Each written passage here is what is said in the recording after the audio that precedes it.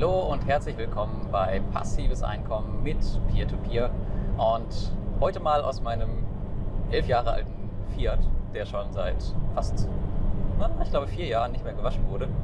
Ich bin gerade damit auf dem Weg nach Berlin zum Flughafen, wo es dann nach Tallinn geht. Aber jetzt nicht um lange Zeit bei Plattformen zu verbringen, sondern einfach nur um dort zu arbeiten und ein paar Bekannte zu treffen, unter anderem auch meine neue Partnerbloggerin, die Anni.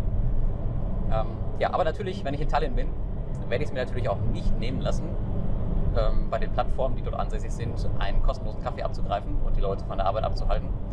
Und im Zuge dessen habe ich euch vor ein paar Tagen, Wochen, ich weiß es gar nicht mehr, bezüglich Fragen gefragt in der Community für Reinvest24, Bondora und Estateguru. Und ja, die habe ich im Gepäck und werde Ihnen diese stellen und euch dann hier die Antworten zur Verfügung stellen. Die seht ihr jetzt im Nachgang.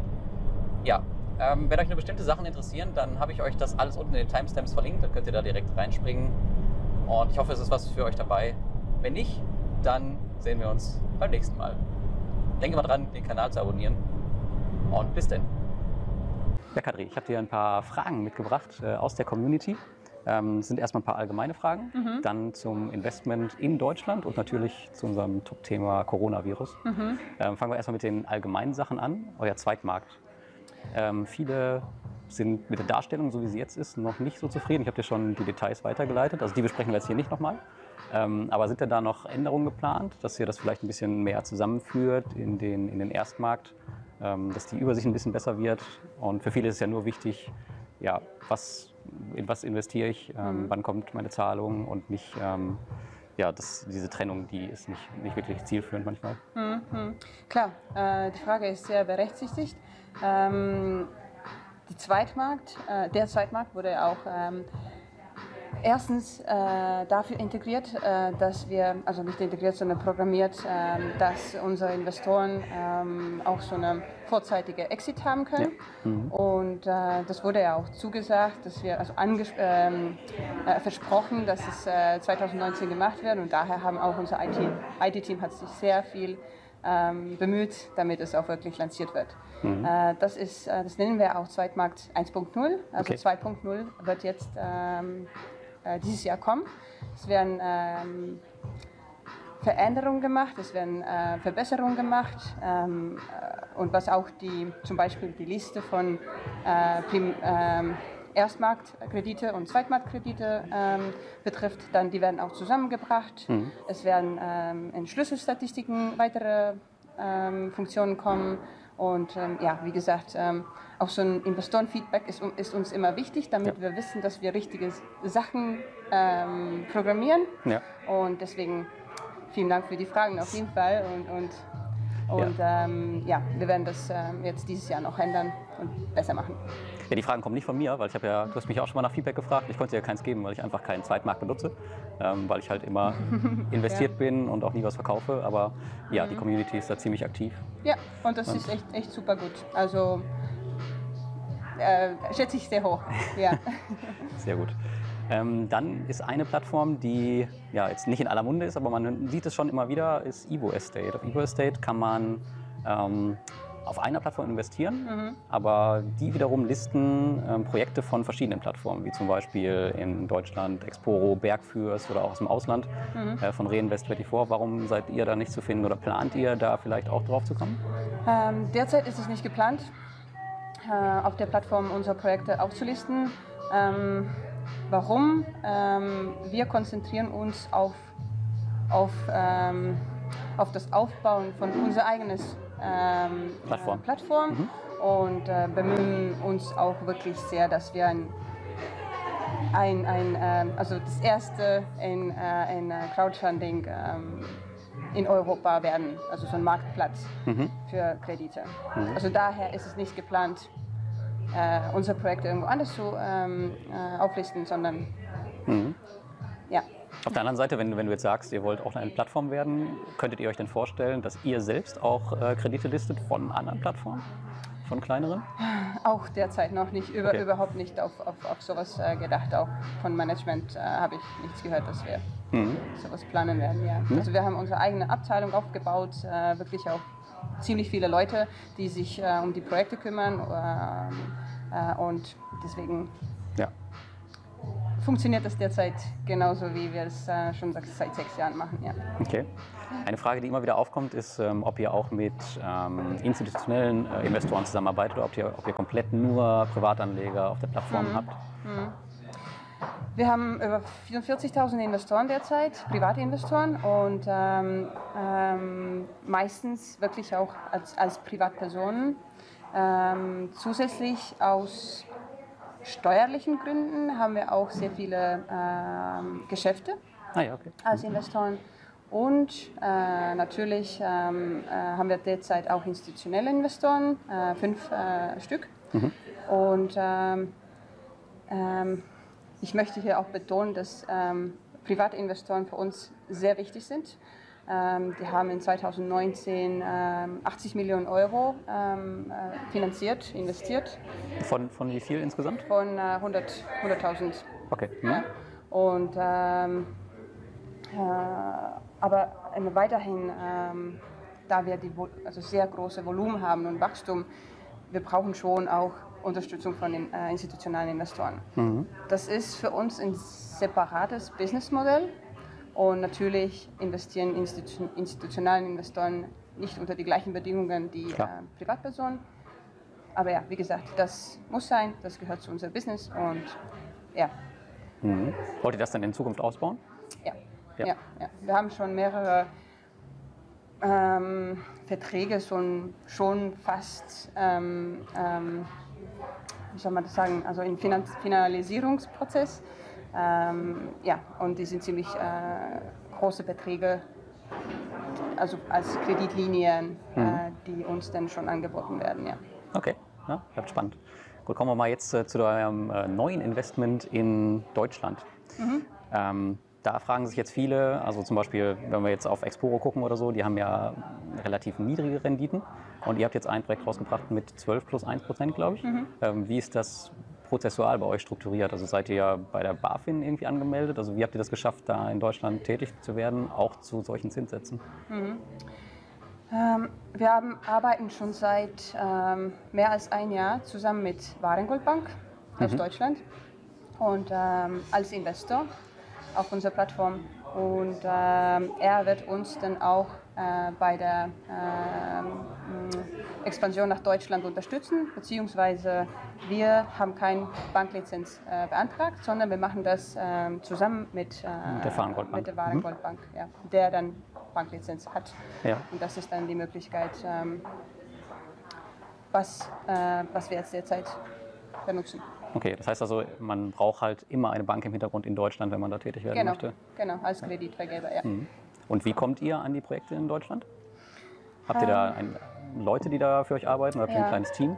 Derzeit noch kein Team, aber wir sind jetzt in den letzten Besprechungen mit dem Country Head. Hoffentlich wird es jetzt in den nächsten Wochen, mal sehen jetzt, wie die Situation abläuft, aber in den nächsten Wochen einen Country Head im Platz haben und er wird dann sich um die Projekte kümmern, um die Erweiterung und alles. Aber bis jetzt, wir haben in 2019 auch in Expo Real Messe in München teilgenommen und von dort auch sehr viele Kontakten schon bekommen, die wirklich auch interessiert sind an das Anleihe. Und irgendwie ohne ein gezieltes Marketing derzeit haben wir schon einige Projekte auch in unsere Mailbox bekommen und Anfragen. Und aber wenn es jetzt wirklich losgeht, dann wird es auch ein bisschen mehr darauf konzentriert, um Marketing zu machen. Das heißt also, ihr plant auf jeden Fall auch weitere Projekte in Deutschland? Ja, wir haben derzeit 2 oder 3 Projekte schon, die auch im der letzten Status sich befinden. Und die werden dann jetzt in den nächsten Monaten auch veröffentlicht. Ja.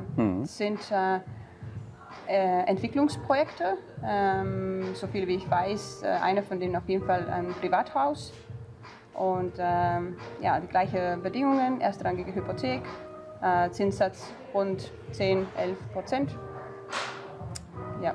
Klasse, ja super. Ja, also für uns in Deutschland ist es ja echt schwer, in Immobilien zu investieren, zumindest auf die Art, wie es Estateguru macht. Von daher ist es natürlich echt klasse, wenn wir da mehrere Projekte noch bekommen.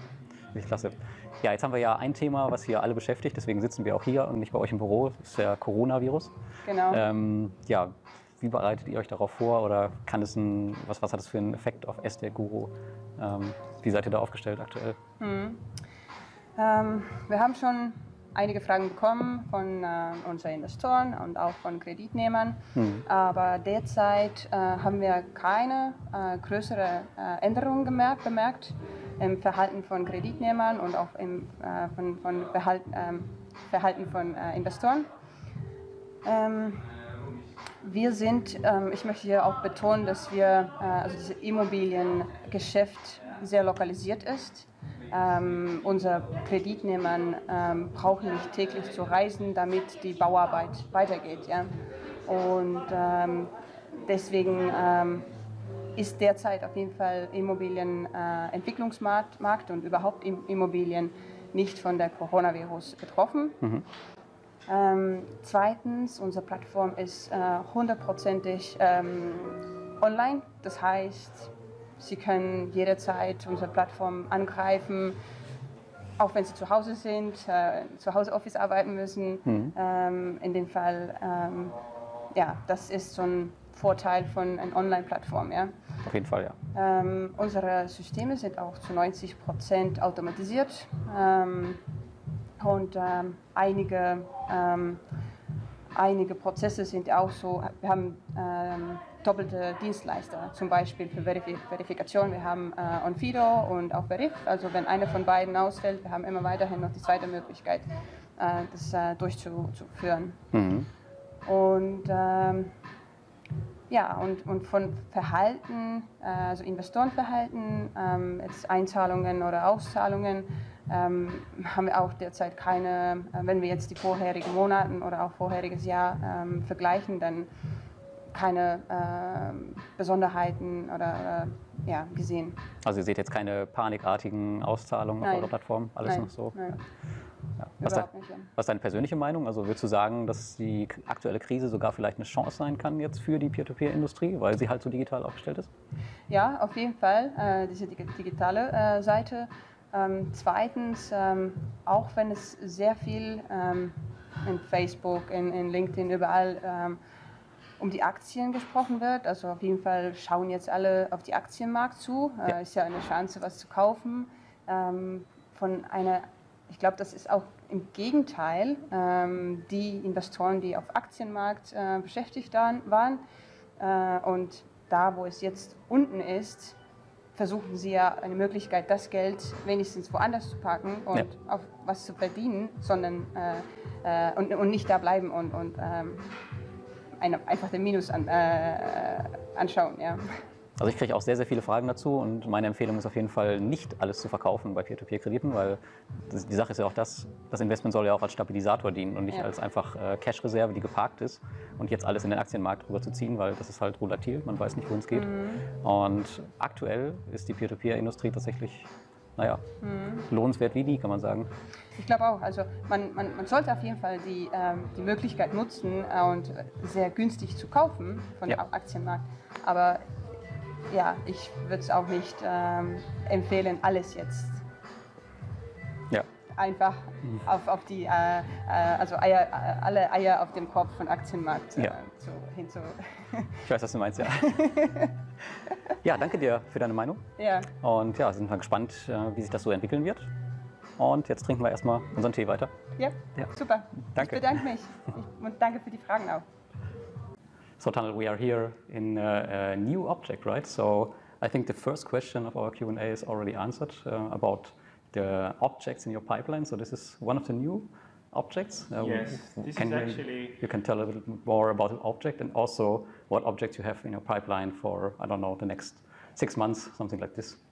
Yeah, we cannot see ourselves, we cannot fill the pipeline for 6 months ahead of ourselves, but we try to fill it for the next 3 months.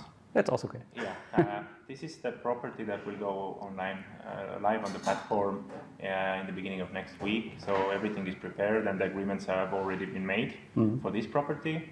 Our goal is to have one property a month for the next 3 months. That sounds good. To be added on the platform. But yeah, we need to also get the agreements finalized before we can give out any promises. With this one, we can say that the agreement is done, so the promise can be given. Yeah. But otherwise, yeah, this is our goal, to have at least one property.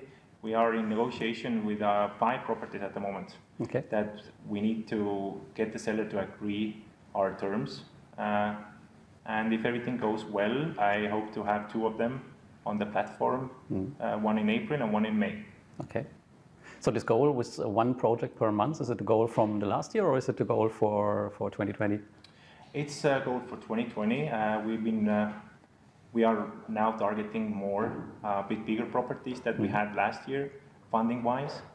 The around 500,000 euro projects are most attractive to us at the moment, since they don't have much liquidity on the market in Tallinn right now.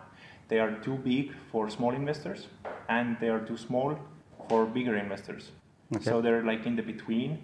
So we have more possibilities to negotiate better terms for our investors. So we're targeting now this size of properties. If we were to target smaller properties like last year, like 100,000 to 200,000, we could even like do 2 properties a month. But we rather want to have a solid and better terms and less risks properties than to just have a good volume of properties. So our selection property-wise are going more towards the quality, not so much about the quantity. I know that the investors would really like more volume of properties, but we don't want to compromise the quality by just rushing it. Yeah. And there is the other side of this as well. We need to make sure that we meet the terms that we set with the sellers. We actually need to buy it, not just to list it on the platform. So there are a lot of aspects that we need to follow, and it isn't as easy as it might seem from outside to get everything finalized and everything secured, that we can be 100% sure that this is a good investment opportunity that we can advertise to our investors.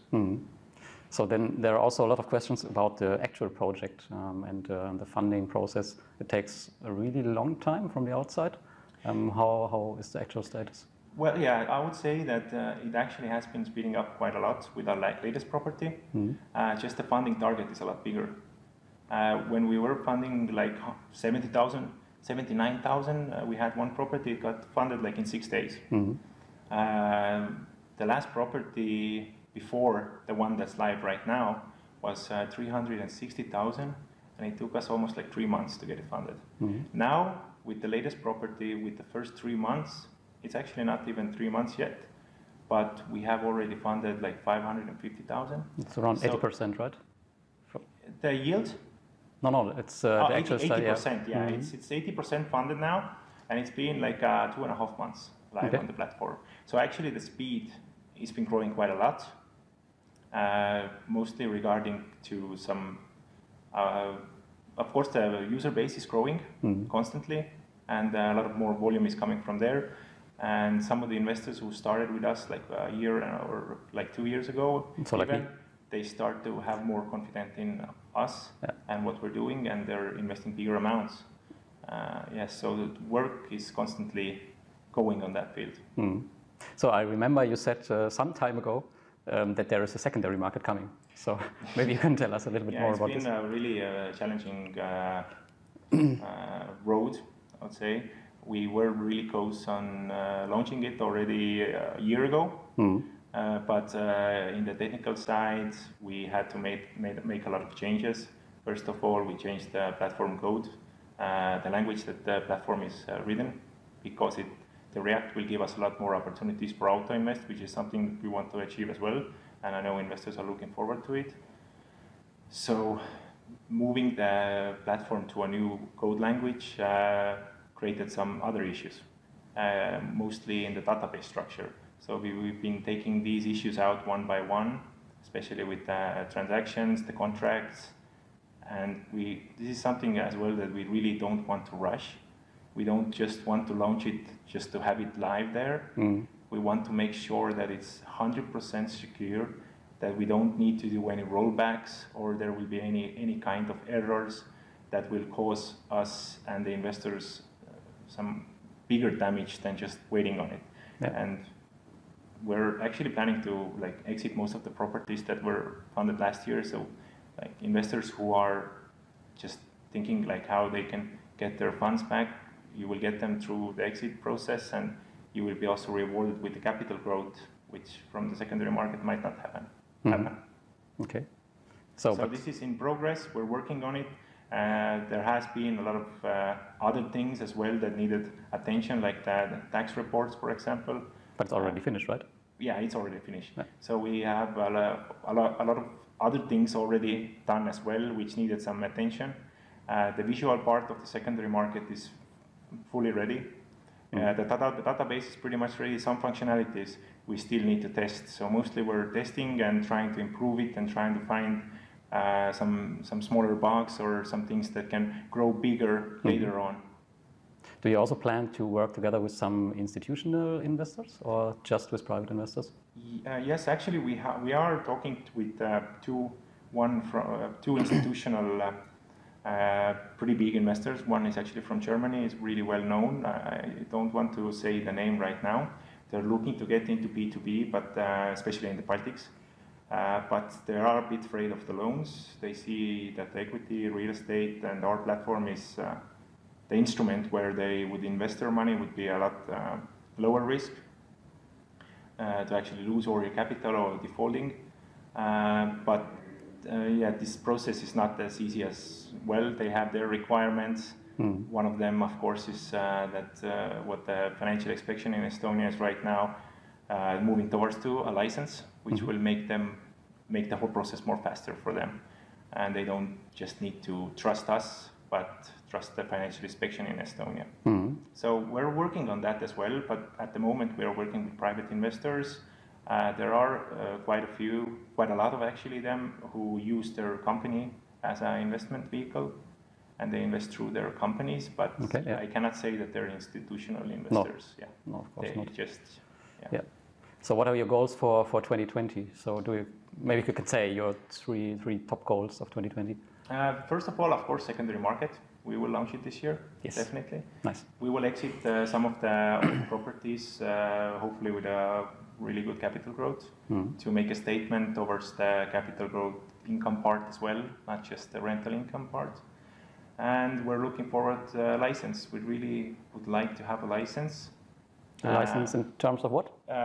Financial inspection in Estonia will be regulating the crowdfunding market in the Estonia regarding to the Kutsal and Investio defaults or scams, or how should I say them? The financial inspection in Estonia has been alarmed with these events, and we are actually really happy that this is happening now, because we are a new platform and a lot of people are just feeling that the risks are high because we are a new platform and they're not actually looking what's the instrument that they're investing into. So that will give us more credibility. And this is also one of the big goals for this year. Maybe there comes a question in my mind regarding to the regulation in Estonia. There are some companies, they are operating in Latvia, for example, euer or Kredite, but the company is in Estonia. Will this cause some problems for these companies? Well, yeah, I mean, will the regulations cause the problems? Yes, the regulation in Estonia. They could, because one of the regulations that might come is that the company management need to be operating the platform from Estonia. They need to have the management team making decisions here in Estonia. This is one of the things, for example. Because, it's bad for Estonia's reputation when the companies are just registered here because of the business environment is very friendly. Of course, but they're actually being operated from other places, and they might be like scams or be harming the reputation of Estonia business environment overall, and also the P2P sector in Estonia. Yes. So this is very necessary, and we've been trying to actually apply before already last year, to some licenses with the financial inspection, and they say that P2B is not their field. They're not going to give us any license because we don't need one. If you don't need one, you don't get one. Okay. And that's their principle so far. But now this has changed. Okay.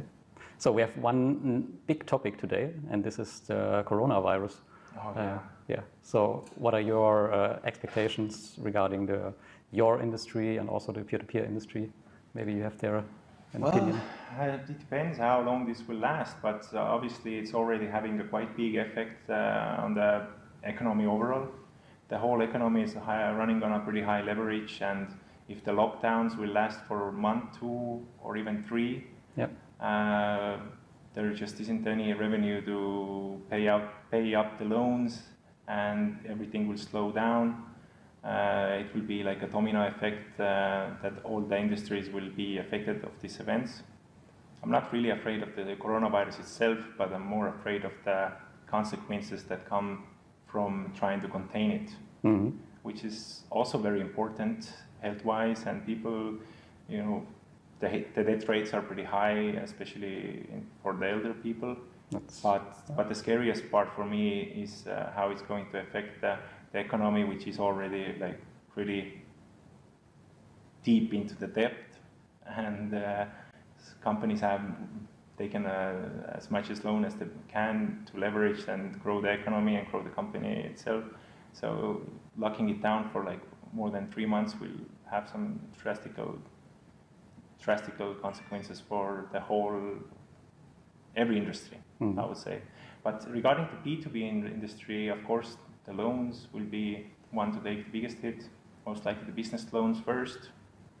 Real estate might take some more time, and the hit will be probably lower. But regarding to our business model, our properties are not going to vanish anywhere. There might be some corrections in the market regarding to the real estate prices, but the market will come back from that. People will not lose their capital that they invested into these properties. And this is actually something that's also good for Reinvest24. Of course, and it's one of the reasons why we choose to rather work with rental real estate projects than loans. Because it's sustainable throughout the market cycles, and you're not going to just lose your money. The property will not go anywhere, even if there is some bigger crisis even. But do you have also still some running development loans on the platform? Yeah, they're actually coming to an end right now. We hope to close everything with these properties by the end of March. The problem has been that the interested buyers have not been getting approved to their bank loans. Their financial statements or credit ratings have not been enough to purchase the properties. But now we're talking to some investors who are we lowered the price quite a lot. We made an announcement about that, and now we have some bigger investors who are looking to purchase the whole lot, 2 apartments that we have left there. Okay. Yeah. Good. So we're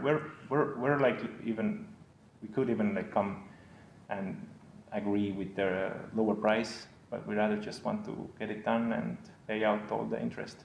But for the investors, I would say that it's actually quite good situation for them, since they're earning pretty high interest. You wouldn't get that high interest in any real estate platform at this stage, 14% per year. So it's actually their capital is making income for themselves. Okay, nice. That's a good end for this Q&A. So thanks. Okay, thanks, Lars. So, Matt, we are here for a small Q&A like the other platforms, and but today not personally, because I had to leave Estonia on Sunday. So yeah, let's make it online. Interesting. Yeah. So the first question, I got it a lot of times. Do you only work together with retail investors, or also with companies or institutional investors? The majority of investors on Bondora are retail investors. Less than 5% are institutions, and we don't actively source any institutional investors, simply because our platform is built for the individual. We're not like looking for that 100 million from, you know, one investment bank. We'd rather 100 million investment from, you know, thousands and thousands of investors, because essentially it's more scalable that way as well. And we want to provide a service for the individual, because our goal is not to just increase investment amount, it's to kind of change the way that people view a way that they can manage their money and how they manage their finances. So, you know, the investment bank is always going to look for the best kind of just option, whether it's in P2P or like a startup or something else. Whereas we want to create a long-term relationship with a customer to change it so that they don't think that they just have to put their money in their bank account, right, to get a great return, or try some other kind of method. So that's what we're trying to build, and that's our goal for the future, to have millions of investors all over Europe. But do we want to plan to maybe increase this rate of institutional investors in the future? I mean, now you are at 5%. It's not a priority for us. It's not. It's something like, you know, we have some things in the background, like for expansion to well markets in the future, but it's not a main priority for us. Okay. So another question is, and we also discussed this a lot of times, it's the SMS verification. A lot of investors are having trouble paying out the money because they have problems receiving the message on their phone. Do you plan to change anything here, or do you stay with this solution? We don't have any immediate changes planned for that. And the reason being is that we've tested both different options, but first via email verification, SMS verification as well. And we saw that the rate of acceptance and the rate of successful transactions was way higher with SMS.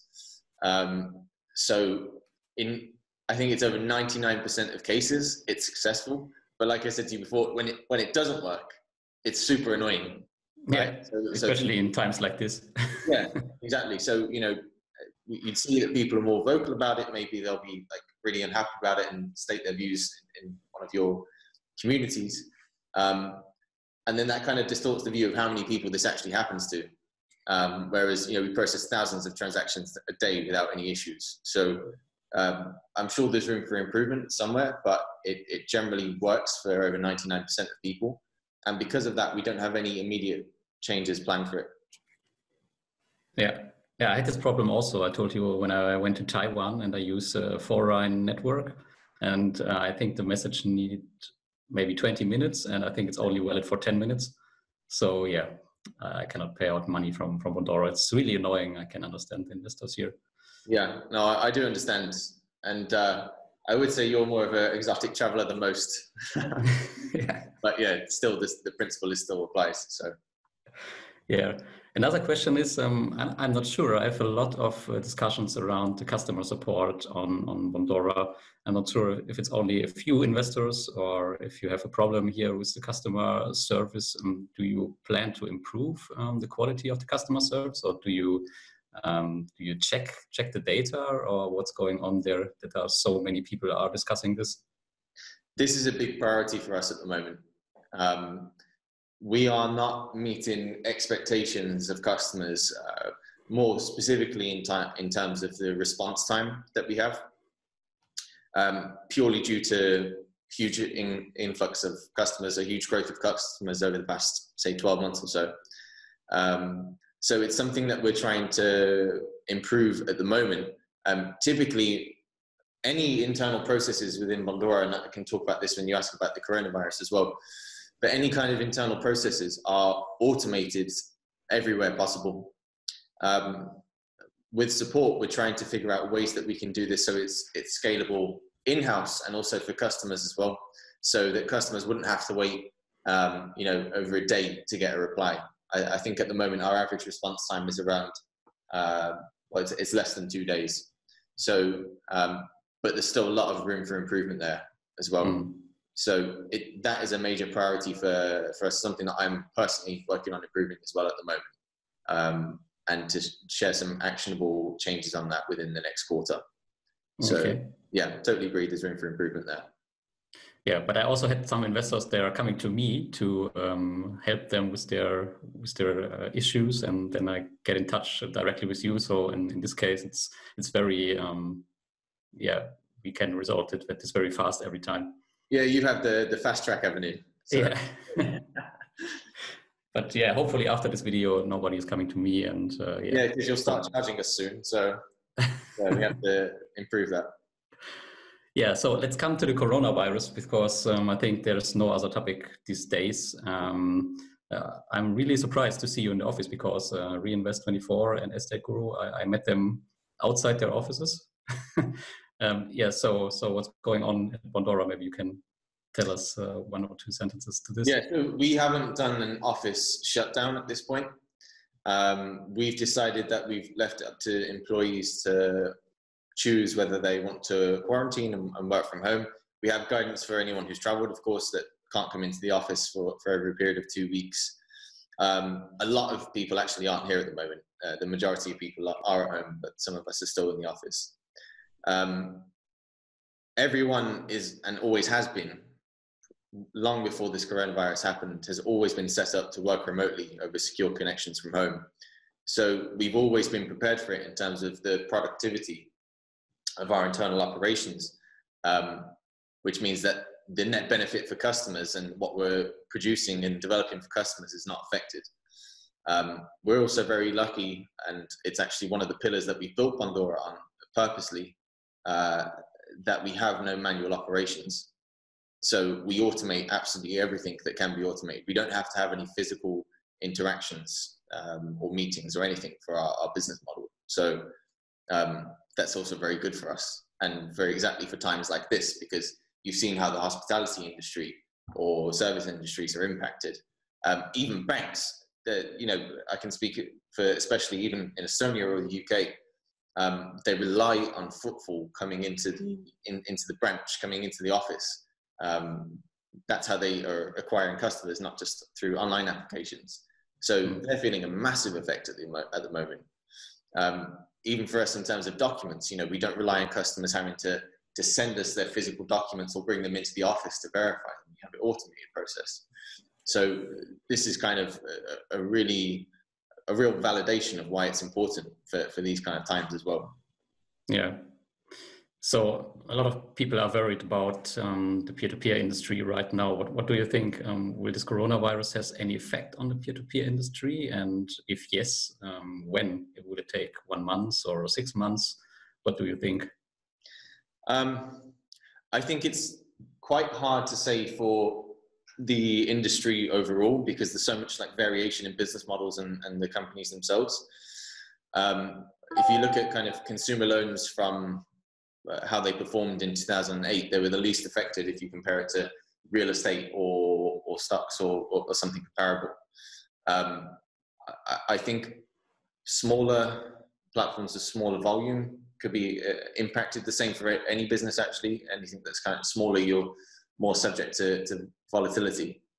But for us, like I said, having everything fully automated, and the fact that our business model doesn't rely on continuous growth to be sustainable gives us a real advantage here, because in Germany, in all over Europe, many of the fintechs of today, the most famous ones, require constant business growth to fuel their progress, right? They have to continuously either raise money or grow, increase their revenue to actually be sustainable for their business model not to collapse, because they're making a huge loss every year, which isn't the case for us. We've been profitable since 2017, and we don't need cataclysmic growth in our revenue every year to be able to continue the business. So it's business as usual here. Yeah, no, that sounds really good. Yeah, but do you see a higher withdrawal rate in the actual situation? Because yeah. I heard in my community, everyone is pay out peer-to-peer and invest this in the stock market. For me personally, it's not the best decision right now, but a lot of people are pay out everything. Yeah, and we do. And maybe we can come on to, I can tie this in with your question that you mentioned about go and grow as well.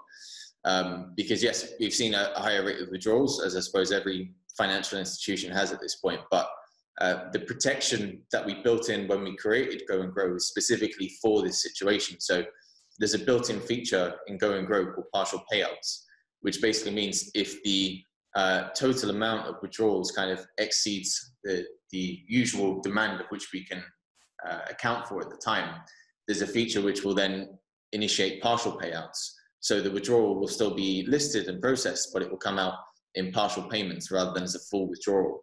The reason for this is that it then protects the net return, because if the portfolio is impacted too much in terms of the volume, it means that we couldn't, or it would be a struggle to generate that net return still.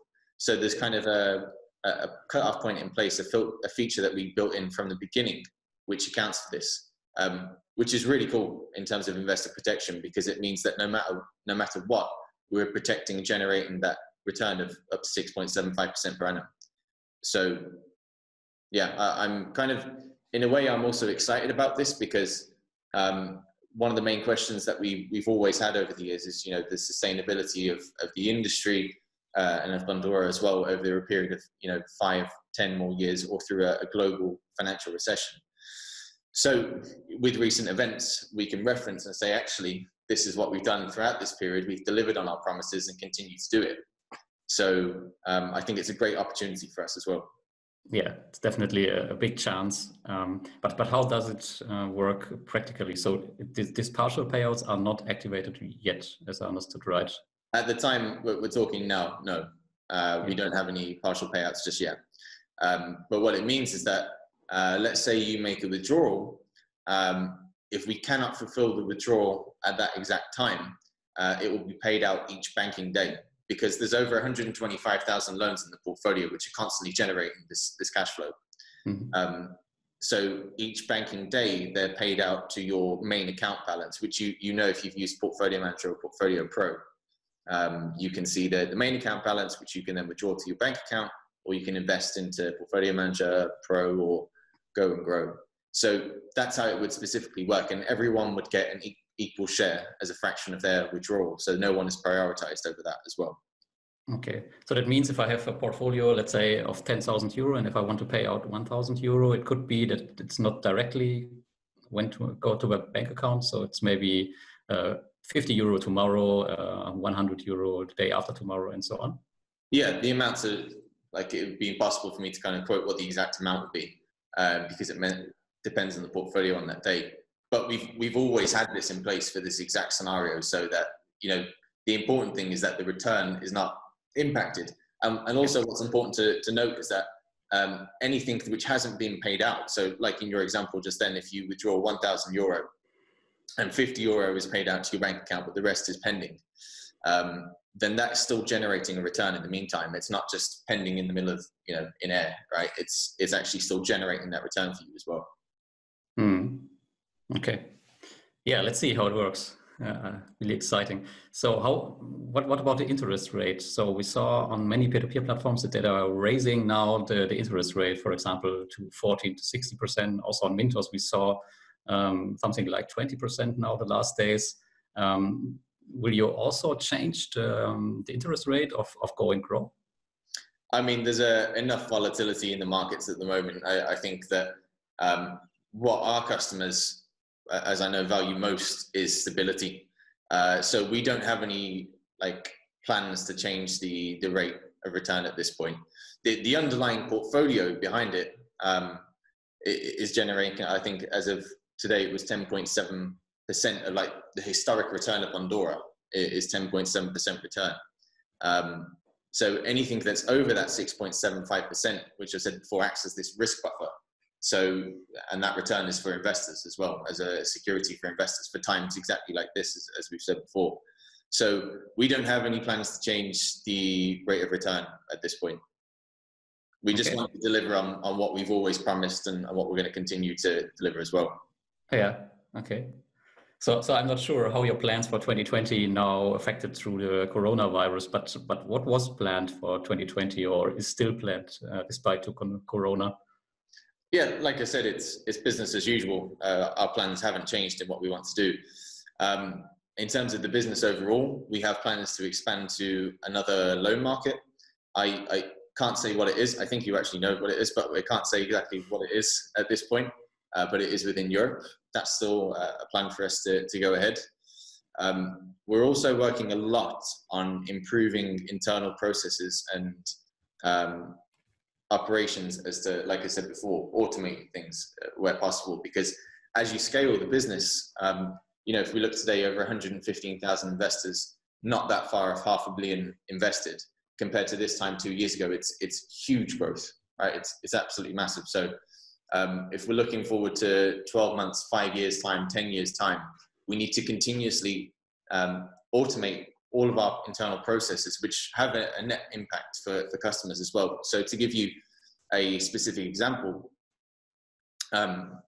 just over a month ago, we implemented an automation within the ID verification process. So when someone who signs up to Bondora, they can verify themselves in a couple of minutes. Before, it was taking over a week because of the huge volume that we're getting on the platform. So things like that, which also require internal optimization as well, have a real net impact for customers, new and existing. And that's something really important for us as we scale, to kind of continue to be the fast, innovative platform that we are today. So we're working on that. We also have the app as well, which has been very popular so far. We haven't done a lot of marketing around it to this date, because it's still like an MVP, really. It's still an MVP at this point. You know, the features like withdrawal, improved add money statements, inviting your friends are all coming, and it's all planned. So it's just out there to get it testing and making sure we can actually deliver on it for now. So the latest changes are coming in a few weeks. So, but that will be improved throughout the year as well. We've seen it's really, really popular, considering we haven't really done any kind of marketing around it at all. Okay, so let's see what's coming there. Yeah, and really, if you haven't seen it already, there's a feature to add feedback. So we've been collecting feedback from day one on that, and a lot of customers, thousands, have given us their feedback, which is really cool. So we're building it based on their recommendations, not what we want. So it's been really interesting so far. Yeah. Before we end this small Q&A, there comes another question in my mind regarding this withdrawal rates. I heard from other platforms that they see in their statistics that small investors pay out their money very fast, but the investors with bigger money keep invested in the platform. So also like me, so I keep invested in Bondora and also in other platforms. Do you see the same experience on Bondora, that most of the small investors are panic and pay out, and the bigger ones stay with their money? Yeah, I mean, more experienced investors will realize that, you know, panicking and kind of derailing your whole investment plan can just eradicate 10 years of returns, right? So you'll hear a lot of people say that, you know, now investing in the stock market is really cheap, right? If you are not a professional investor, if you don't know what you're doing, don't even try it, because you're just going to completely destroy your entire portfolio, right? If you don't know what you're doing, you're going to go on there, you're going to lose 50% in like a few days. You cannot time the market, right? It doesn't apply to everyone. Some people are great traders or stock investors, but for the average person, just kind of stop and think and assess, is this a rational investment? So back to your original question, it's kind of hard to say whether it's just, you know, smaller portfolios or larger portfolios. Yeah, can't really give an answer on that. But overall, there is a differential between the kind of long-term thinking and the emotional investment making as well. Okay. Yeah, maybe you can check it afterwards. It would be really, really interesting if it's the same on Bondora like on other platforms. Yes. So thanks for this very small Q&A. So, okay, so have a nice day and stay healthy, and greetings to the whole team. Take care. Thanks a lot. Thanks. Bye-bye. Bye.